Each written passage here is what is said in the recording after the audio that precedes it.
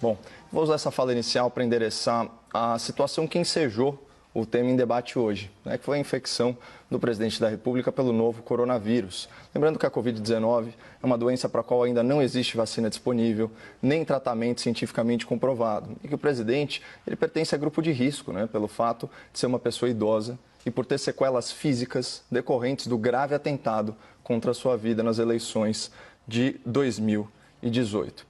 Bom, ontem eu e o meu debatedor, o doutor Augusto, nós já registramos aí nossos votos de saúde ao presidente da República e aqui eu reitero a minha torcida para que ele convalesça rapidamente. O que choca é que esse mínimo de empatia com o próximo não é praticado por muita gente que se diz inclusiva, que se diz tolerante, que se diz progressista e até liberal, Ontem, diante da incerteza sobre o resultado do teste feito pelo presidente, a esgotosfera da internet subiu aquela hashtag #ForçaCovid, uma torcida mórbida, explícita ou velada pela morte do presidente. Não é de hoje que a rede mundial de computadores se tornou, por assim dizer, o repositório de insatisfações pessoais de gente muito frustrada com a sua própria realidade. E nesse sentido eu vejo o Twitter, por exemplo, muito mais como uma terapia em grupo do que como uma rede social. Mas para uma empresa que viola a liberdade de expressão dos seus usuários mais críticos, que censura postagens arbitrariamente e se diz tão preocupada com os tais discursos de ódio, não é estranho que conteúdos desejando a morte de alguém sejam mantidos e ainda promovidos na plataforma? Só um parênteses.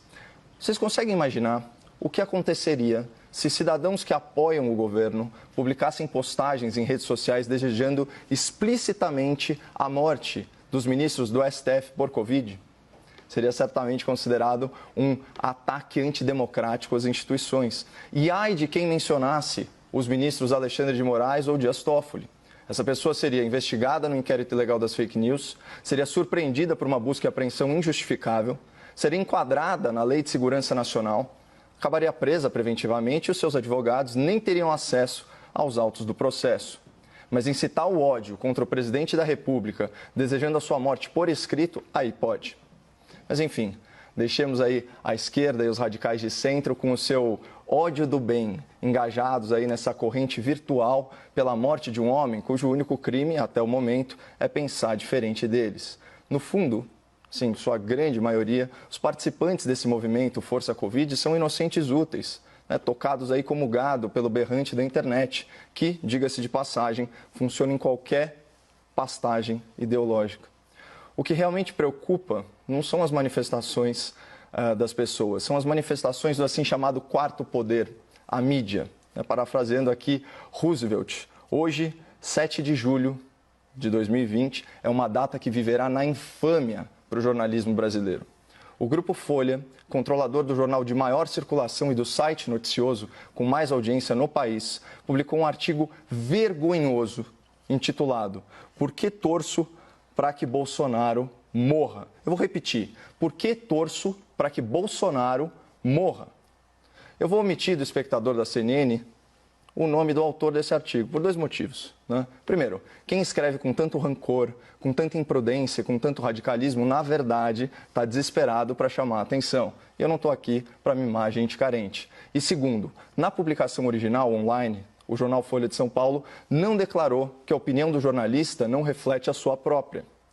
E o autor atua como editorialista do periódico, isso já há muitos anos. Portanto, a crítica é essencialmente à empresa que usa o seu vasto poder econômico para fazer militância partidária de muito baixo nível, como o espectador pode atestar em trechos dessa ode ao ódio político publicada hoje na Folha. Vou ler isso aqui para vocês. Abre aspas. Jair Bolsonaro está com Covid-19.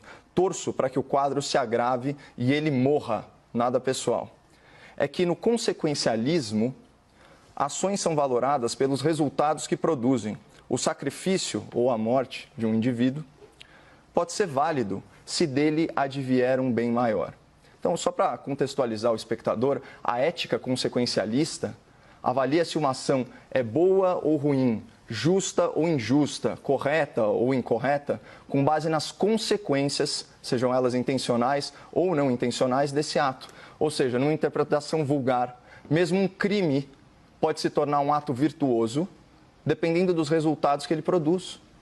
Então, assim, vejo o perigo dessa visão de mundo que vai relativizar a natureza do bem e do mal numa lógica quase maquiavélica, onde os fins justificam os meios. Então, saindo aí da teoria, indo para a prática, o que impede um transtornado mental radicalizado, como era o terrorista Adélio Bispo, né, ex-militante do PSOL, de ler um texto desse e se achar no direito moral de assassinar o presidente da República? E o artigo da Folha insiste nesse argumento e insiste ad nauseam. Olha o que ele diz: a morte do presidente torna-se filosoficamente defensável se estivermos seguros de que acarretará um número maior de vidas preservadas. Repito, vou repetir: a morte do presidente torna-se filosoficamente defensável. Imagina se o povo brasileiro usasse essa lógica para fazer justiça com as próprias mãos contra políticos corruptos. Todo mundo sabe que corrupção num país em desenvolvimento nada mais é que tirar recurso dos mais pobres. E claro, num país em que falta remédio, em que a estrada é esburacada e que a pistola atira sozinha, corrupção mata. Então, pela lógica do jornal aí de maior circulação do país, também seria filosoficamente defensável assassinar políticos ladrões para preservar vidas da população vulnerável? Será que o jornalismo militante está disposto a perder o seu corrupto de estimação, aí em nome do consequencialismo, né?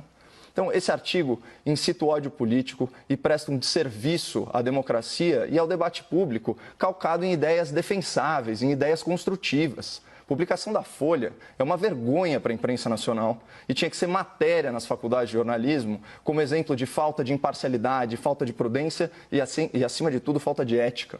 Ao longo do debate, nós vamos discorrer aqui, eu e o doutor Augusto, sobre erros e acertos do governo na condução da pandemia. E certamente, né, doutor, nós vamos divergir bastante, mas sem torcer pela morte um do outro. Isso seria e é inaceitável.